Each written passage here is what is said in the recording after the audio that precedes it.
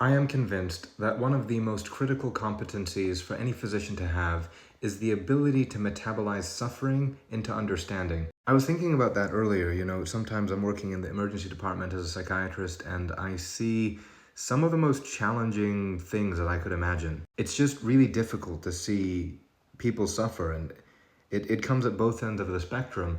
On the one hand, you have people who have rare and challenging illnesses, and on the other, you have people who don't have any illnesses, and it's just society and circumstance having done terrible things to them that are leading them to suffer in unimaginable ways. And a lot of the time, despite the fantasy that people have about doctors, we are powerless to change. We're powerless to really remove that suffering. So the question is begged, what do we do? What is it our responsibility to do? And I would say that turning that suffering into understanding is one of the most critical functions a doctor serves. You can think about it in one way as when someone is suffering, even if we can't change anything, what is our obligation to them?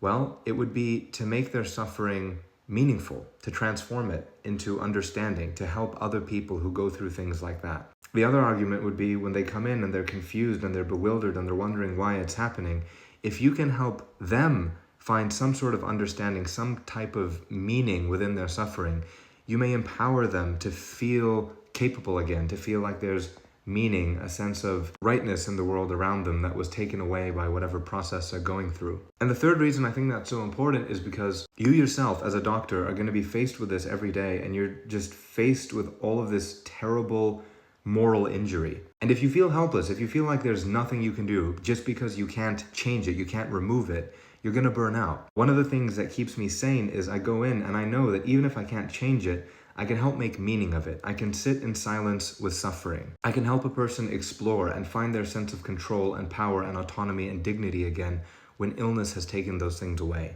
And at the end of the day, even on the worst days, I love what I do.